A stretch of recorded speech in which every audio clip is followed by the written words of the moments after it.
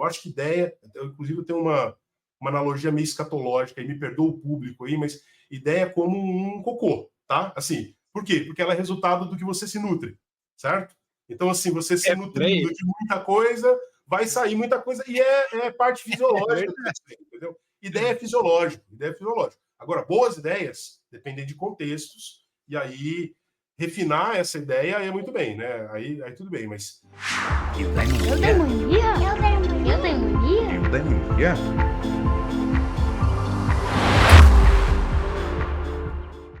A outra ideia que eu tive depois, eu fui vender computador, na época que estava começando a internet, essas coisas.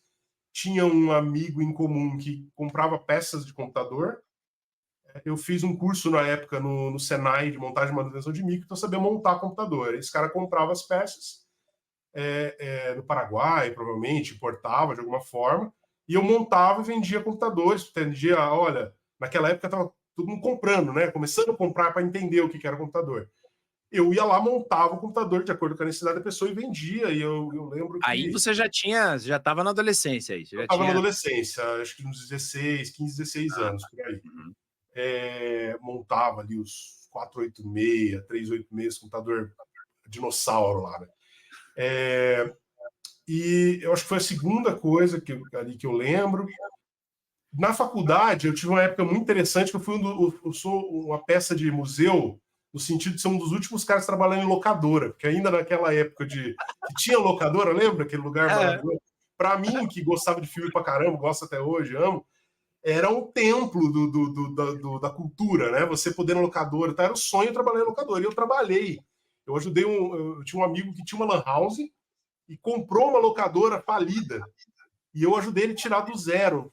Desde montar a prateleira, até limpar chão, até escolher os filmes, fazer a seleção. Assistia, nessa época eu assistia 4, 5 filmes por dia, assim, de madrugada. Passava a madrugada assistindo filme para poder indicar, né? Principalmente no começo aí. Foi uma experiência muito legal para quem... Depois vocês vão ver que conecta com alguma coisa na minha vida ali, mas foi uma experiência muito boa. Mas, cara, acho que eu muito influenciado pela questão dessa curiosidade, dessa exploração, eu tive na infância uma experiência de ir para a praia e conhecer o pessoal do Projeto Tamar. Não sei se você ouviu falar, que é um projeto com tartarugas marinhas, de preservação. Uma vez fiz uma viagem, fui para uma ilha de barco com a minha família e esses caras estavam lá trabalhando com tartarugas marinhas. Aquilo me encantou de um jeito. E os animais, a vida era uma coisa que era muito curiosa para mim. E eu decidi ali, ainda nessa época, mais ou menos, 15, 14 anos, fazer biologia. Ali você sabia o que você ia cursar. Cara, eu sabia o que eu gostava, que era biologia. Era um dos assuntos que me apaixonava até hoje. Eu sou apaixonado. Eu queria cursar aquilo, apesar de ter outras 1000 vontades. Publicidade, propaganda, cinema, eram coisas que eu gostava muito também. Mas eu fui fazer biologia e entrei na Universidade Federal, na Universidade Estadual de Londrina, depois para fazer biologia. Eu fiz biologia, no segundo ano eu queria desistir, porque o primeiro ano é todas as disciplinas que não tem a ver com biologia, estatística. Não tem nada a ver, né? Não tem nada a ver. Eu prestei publicidade, não passei, e continuei na biologia. Mesmo estando um pouco satisfeito, eu continuei. E, cara, e aí uma coisa que me pegou muito ali foi eu peguei um estágio de iniciação científica em educação. E aí foi um negócio que me pegou bastante, assim, porque a biologia é legal e eu acho que eu entrei no curso muito menos para procurar uma profissão. Hoje, olhando para trás, eu percebo isso, mais para aquela curiosidade que eu tenho e que eu quero ir além, quero ir fundo. Poxa, isso aqui é um assunto muito bom, eu vou me aprofundar aqui. Eu quero. Então, eu era muito feliz no curso no sentido de sanar essa curiosidade. E era muito infeliz no sentido do que eu vou fazer quando eu sair daqui, cara, porque eu não tenho ideia, eu gosto de tudo, gosto de várias áreas. Mas me achar na educação ali foi muito legal, porque eu fazia estágio. Esse estágio era com uma professora, chamada Vera Lúcia, e a Vera era meio doidinha no sentido de explorar maneiras de educação alternativas, diferentes, fora da sala de aula tradicional. Então, ela fomentava muito isso e me ensinava muita coisa, dava muita base teórica, mas muito mais possibilidades práticas. Nessa época, a gente montou um museu de ciência e tecnologia de Londrina, junto com uma equipe lá, mas era igual tem o Museu do Catavento, né? Alguns museus famosos no Brasil que tem a ver com a questão de divulgação científica. A gente montou lá, então nessa época eu criei 8 tarântulas em casa para poder estar lá, colocar lá. A gente montou um aquário de vida marinha, a gente fazia vivários, junto com o pessoal da física, o pessoal fazia aqueles experimentos doidos de fazer o cabelo arrepiar, né? Hoje em dia já não está funcionando mais para mim, mas eu sei que tem gente aí que ainda gosta muito dessa experiência. Mas esse tipo de ensino, também a gente usava muito microscópio, que é uma janela para um outro universo, né? Ensinava muito nisso. E aí a educação foi me pegando ali. Então, desde o primeiro ano de faculdade, quando eu consegui esse estágio, no segundo semestre, eu nunca mais parei de trabalhar com educação, de atuar na educação. Porque por mais que eu vá fazer outras coisas depois, eu sempre, em paralelo, estou dando aula, às vezes aula particular, às vezes fazendo algum projeto com alguém, ajudando alguém. Eu sempre, até hoje, desde lá, eu nunca larguei a educação. Mas, depois da faculdade, eu meio perdido, eu fui para um mestrado, querendo aprofundar mais ainda. Eu fiz mestrado em taxonomia de abelhas. Então, eu sou especialista em nomenclatura de abelhas. Olha isso, que conhecimento específico. Outras pessoas iam usar outra palavra. Muitos usam. Que conhecimento inútil, né? Mas, cara, para mim foi muito bom ali, além de pagar os boletos numa época, era muito curioso. Era muito interessante, né? Biologia. E eu estudava, eu fiz um mestrado ali tentando decifrar um conjunto de espécies que um outro autor falava que era tudo mesma espécie. Eu consegui sequenciar o DNA dessas espécies e separá-las. Foi bem interessante. Mas me pôs num final ali, no final da vida, do mestrado, cara, é quando você decide se você vai fazer um doutorado e ficar naquela área pro resto da sua vida, ou se você vai dar um passo para trás e buscar outras alternativas. Sim. Eu tive muita ajuda do meu orientador, porque o meu orientador, eu estava com um projeto de pesquisa de doutorado escrito, um caso legal, interessante lá. Eu botei na mesa dele e falei, lê aí para mim, quero ver se você me orienta. Quero que você seja meu orientador de doutorado. Esse cara leu, gostou do projeto, falou assim, posso conversar com você? Pode, senta aqui. Cara, ó, por mais que eu acho que você tem... que o projeto tá muito legal, eu te oriento se você quiser. Queria que você pensasse direito. Por quê, Bruno? Porque eu vejo que, cara, você é insatisfeito aqui. Você tá aqui, mas na época, por exemplo, eu me especializei em fotografia, era uma coisa que eu amava também, eu tinha feito curso de fotografia, tinha minhas câmerazinhas, ainda de filme na época, revelava filme preto e branco. Mas eu me especializei em fotografia técnica de insetos. E eu fiquei inventando uns aparelhos de iluminação. Eu inventava porque não tinha no mercado. Era uma coisa tão específica que não tem como você comprar iluminador para foto técnica de insetos, tal. Então eu inventava, fazia. E aí tinha pesquisador do mundo inteiro que me perguntava, você não manda um desse para mim? Onde você comprou? Eu falei, não, o que eu fiz? Me manda um desse, eu comecei a vender esses negócios. Olha. Não por lucro, né, mas para ajudar o pessoal e tal. Uhum. E aí ele viu isso, o cara detectou e foi muito sábio, o Gabriel, o meu orientador, porque ele falou assim, cara, eu acho que se você continuar no doutorado, você vai ser infeliz. Porque o doutorado é especializar cada vez mais.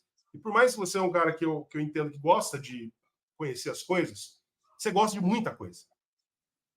E aí, cara, eu fui para casa, depois de ficar uns 3 dias debaixo do banheiro, em posição fetal, assim, no chuveiro, sabe, chorando, falando, meu Deus, minha vida acabou, porque você está no mestrado, o doutorado é o passo certo.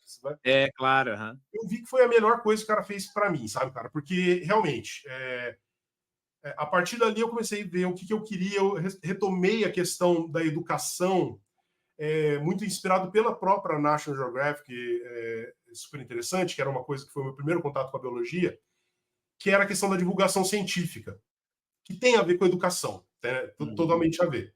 Sim. Mas na época eu comecei a entender que eu queria fazer isso. Eu queria continuar a biologia, mas não queria ser doutor ali necessariamente naquela área. Eu queria passar para outras pessoas a paixão que eu tinha pela biologia. Eu procurei na época um doutorado fora dali, um outro doutorado que tinha mais a ver com a comunicação, parte de comunicação científica. Achei um doutorado na Nova Zelândia, fui me preparar, mandei o meu projeto de doutorado para eles, os caras gostaram e falaram assim, Bruno, tem um problema. Você tem que ter 2 anos de experiência em cinema, em filmografia. Porque lá é um doutorado que trabalha o pessoal que vai fazer documentário para a BBC, para a própria National Geographic, para esses documentários de vida animal, sabe? David Attenborough, aqueles caras. E aí você precisava ter... Eles não ensinavam a parte de cinema. E eu tinha que aprender. Então, na época eu me juntei com um amigo que era músico, produtor musical, e com outro conhecido que era cineasta, e eu montei uma produtora de áudio e vídeo, e o meu plano era o quê? Eu vou montar uma produtora de áudio e vídeo, vou aprender, fazer cursos de cinema, eu vou me especializar nessa área. Vou viver esses 2 anos ali. Pagar os boletos, tudo. Vou também dar aval para o meu lado artístico e do cinema, que eu gostava bastante, da fotografia. Vou juntar a experiência de 2 anos, eu vendo minha parte na empresa e vou embora para Nova Zelândia viver minha vida com a minha mulher. E foi muito bom. Foram 2 anos muito de ralação pra caramba, para aprender muita coisa de cinema, mas aprendi a escrever roteiro, aprendi toda a parte de produção por trás da câmera, na frente da câmera também. Fiz curso, me especializei, trabalhei, fiz bastante trabalho de publicidade, curtas-metragens, gravação de disco, produção de áudio também, de músicas. A gente produziu algumas bandas de Curitiba na época.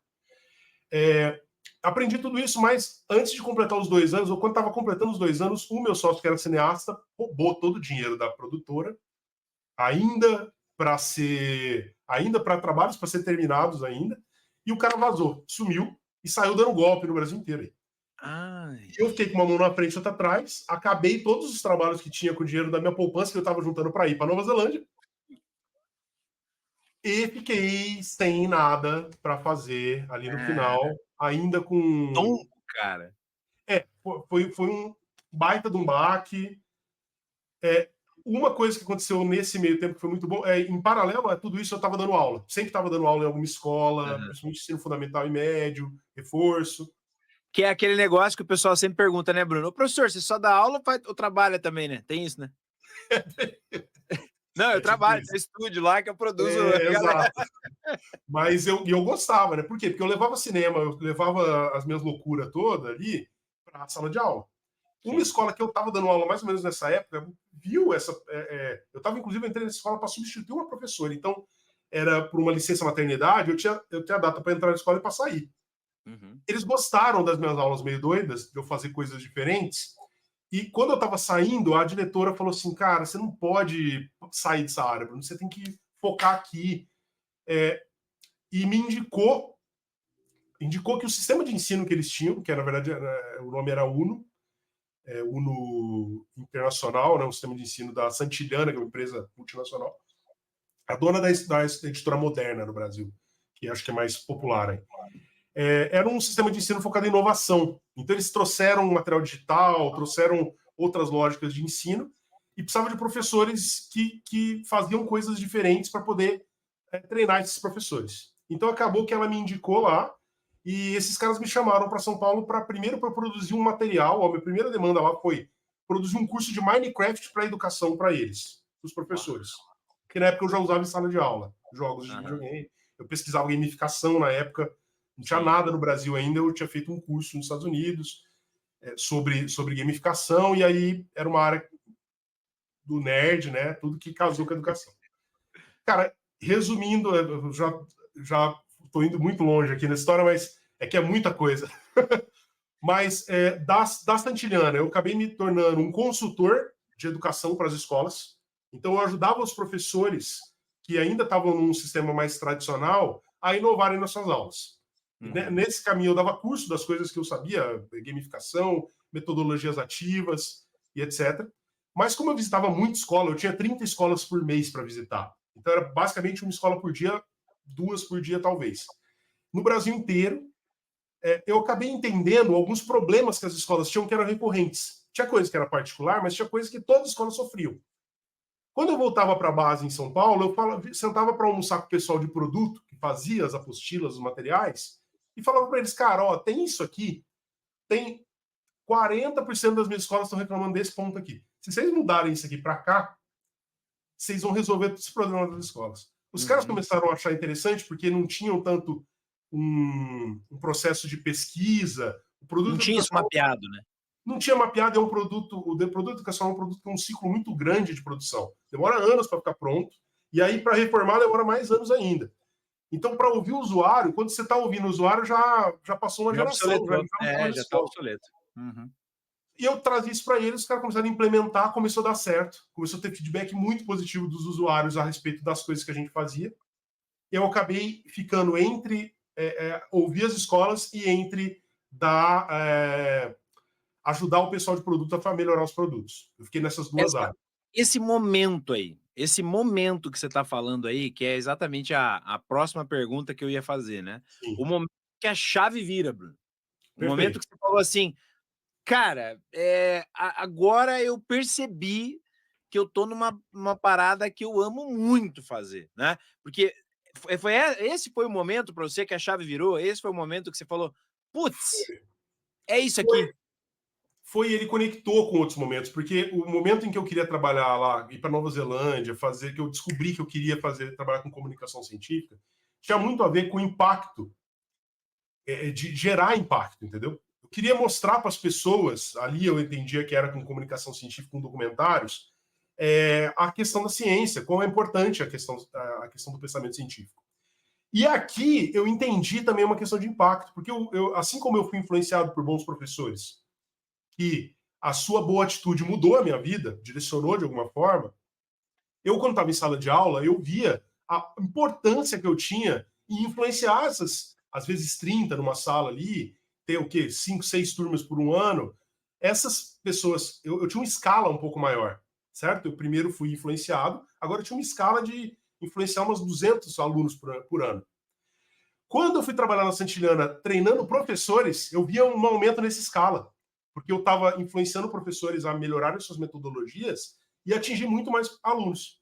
Sim. Quando eu cheguei na parte de produto, era o que eu conectava com aquela vontade de comunicar para as massas da divulgação científica, que era ter uma influência maior ainda nesse impacto do que eu estou produzindo, sabe? Que, por um lado, vem como uma coisa legal, mas com uma grande responsabilidade também.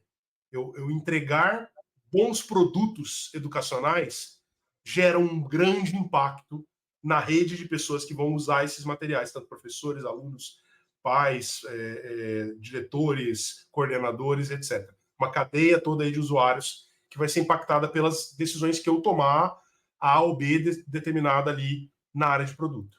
Então, Eu tenho um dia.